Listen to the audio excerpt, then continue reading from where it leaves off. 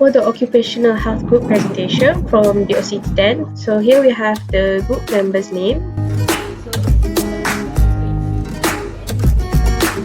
Nurse Soleha binti Muhammad Al-Kudi dengan nombor trik U62308082 daripada BOCT 10.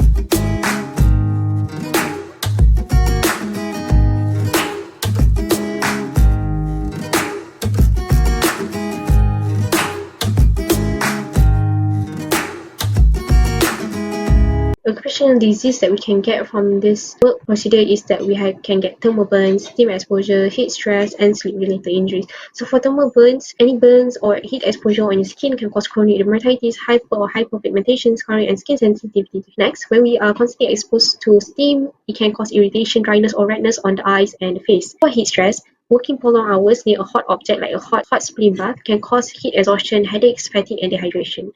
For sleep-related injuries, any spilled water on the floor or table can lead to incidents like strains, sprains, falls, or impact injury. For the ARAC, first anticipating where we identify possible hazards before it occurs. So first, we know that hot water and the heated material can cause burns or scalds, and being exposed to steam can cause discomfort. And also, spills can lead to slipping, tripping, and falling hazards. Next is recognizing the hazard when it happens. So we know that the water must be an ideal temperature to prevent overheating, and we need to read the patient's situation if there are any discomfort because we are exposing them to really hot items. And then we need to detect if there are any puddles or droplets on the floor or table. We need to eliminate it immediately. For evaluating, it is assessing the severity, likelihood, and frequency. So we need to measure the temperature of the water either using a thermometer that is separated or combined with the spleen bath. And then we need to test the hotness of the material before we mold or ship it on the patient. Lastly, we need to assess the safety of the surrounding environment by seeing that there are no clutters or anything that can cause hazards. So by practicing control measures in preventing injuries and accidents by following the hierarchy of control, so first we eliminate, and this is done by simplifying the steps by using pre-shaped splints. So this requires minimal heating, and so less heating means less exposure. And then we need to immediately wipe droplets or spills to prevent any hazards. And then moving on to substitution, so we can use a thermoplastic material that can soften at a lower temperature compared to the normal high temperature ones. We can also use a heat gun instead of submerging it again into hot water for any minor adjustments on the splints. And for engineering, we can use a spleen bath that has a built-in thermostat so we can regulate the temperature at an ideal temperature that we want. And we can also add protective lid to avoid splashing or accidental contact, and then we can place non-slip mats on the floor. For administrative, we can train the therapist on safety of handling spleen bath and precautions in the splinting process. By placing a warning sign like caution hot water, we are informing people that this is a hazard. We can encourage the patient to inform us if they feel any excessive heat or discomfort during the molding or shaping of the mold process. For PPE, we can use tongs to lift the materials, and we can also wear closed shoes to prevent from any spilling injury on the feet. Hai, Assalamualaikum semua. Nama saya Farah Adina binti Fauzan. Metrik nombor saya U623050. Saya dari BOCT 10. Jadi hari ini kami akan demo hazard, insiden hazard yang boleh berlaku in the future sebagai operational therapist. So jom masuk OT lab. We are here at OT lab to do the scenario that frequently occur to the occupational therapist while doing the splinting. So this is the scenario for the ergonomic hazard. So this is the workstation and also the tools and materials that we use to fabricate spleen. Minta maaf ya puan, saya akan trace tangan puan untuk buat pattern. So this is where the therapist have to trace the patient's hand to make a pattern. After that, the therapist will transfer the pattern to the thermoplastic. After a period of standing, the therapist will feel pain during the process of cutting. Aduh, sakit pula belakang ni. After done cutting, the therapist will put the material inside the hot heating pan. So the purpose of doing this is to cool down the temperature. This is the most challenging part where the therapists have to cut the plastic material. Once it's cold, we get hardened. Aduh, panasnya.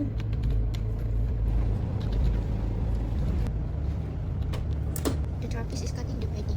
So as you guys can see here, the workstation is really not suitable for my height, and also there is no suitable chair, like the adjustable chair for me to sit, so that it can reduce the fatigue. We frequently twisting our trunk to reach out for a few items, and then the items here will be flattened. So we do it beside the splinting hot pan. It's kind of not safe here. Example of the completed splint that we already done, name cold cup splint. As therapists have to do the splint for about 1 hour for one patient. So if the occupation therapist have to do like 4 splint for 1 day, like approximately 4 hours, it requires a lot of efforts and involve a lot of hazards like ergonomic hazards and also physical hazards. Assalamualaikum and a very good day to madam. So my name is Farah Irdina binti Fauzan and I will be continue explaining about the scenario. The occupational hazard that I will be explaining is about ergonomic hazards. So this is the scenario for the ergonomic hazard based on the role play. So we demonstrated ergonomic hazards that can occur during splint fabrication, and the storyline shows that performing common splinting tasks such as tracing the pattern on the patient's hand, cutting and trimming thermoplastic, and also preparing velcro and shaping the material, and each step we intentionally show the unsafe ergonomic behavior. Hazard repeatedly done, it can lead to occupational diseases. Neck and upper back strain. So this caused because of the forward neck flexion. The position itself can shift the weight of the head forward, and this will increase pressure on the cervical spine, and this can cause stiffness and pain in the neck and back. Upper back muscle. One is carpal tunnel syndrome, or known as CTS. So CTS can occur due to the repetitive cutting and trimming movements will irritate the median nerve in the wrist tunnel, leading to numbness, tingling, and also weakness. And then next one is decurving tenosynovitis. When holding the scissors, especially when the scissors is not suitable for the work task. The last occupational diseases that may arise is lateral epicondylitis, or known as tennis elbow. So this occur due to the forceful exertion when gripping the shears to cut the thermoplastics. As what I've explained before, the thermoplastic is very hard. When I'll be talking about the RX ergonomic hazards. RX consists of anticipating, recognizing, evaluating, and also control. So anticipating is what risk we expect before starting the task. We can see that prolonged bending and awkward posture from the therapist, because the therapist has to bend forward to trace the pattern on the patient's hand. And then also the therapist have to hold a static position during molding onto the patient's hands that took approximately 1 hour to create the splint. And then multiple cutting and trimming actions cause repetitive hand and wrist movement. Next one is recognizing. So what hazards we can see in the act. So scenario we can see that the therapist continuously bending and twisting during splint fabrication that include forward neck flexion while tracing the pattern, prolonged static posture, and then awkward hand position during trimming and also cutting. And then the table is not suitable for the height of the therapist, and there is no chair, especially adjustable chair, that is provided. Next one is evaluating. We assess severity, likelihood, and also frequency by using ruler or rapid upper limb assessment. So ruler can give numerical score about our work task based on the posture of the neck, trunk, shoulder, wrist, repetition of the movement, force required during the task, and also whether the posture is held or done for a long period. If the ruler score is high, so that means the therapist is at high risk and immediate changes is required. So this control.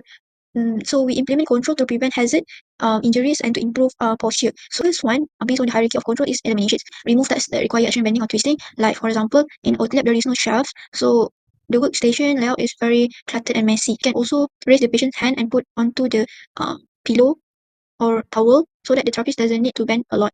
And the next one is substitutions. So we can use tools designed for ergonomic grip to reduce restraint, like we can use shears that need less gripping strength. We can also replace a flat table with high adjustable benches so that the therapist will have good workstation, and this will decrease the risk of getting the occupational diseases. Generally controls, we can use adjustable tables and also chair for proper posture and to reduce strain. And then we can also place anti-fatigue mats for standing tasks, especially when fabricating splint. It requires a lot of standing. Administrative. So the employer can provide posture and ergonomic training to the employee, and then can provide the schedule table for the task rotation to reduce repetitive strain and also to avoid prolonged repetition, and also schedule breaks. And the last one is PPE, where it helps to minimize strain, such as using wrist supports during trimming, and also anti-slip mat to stabilize footing. That is all from us. Thank you for listening. Bye bye.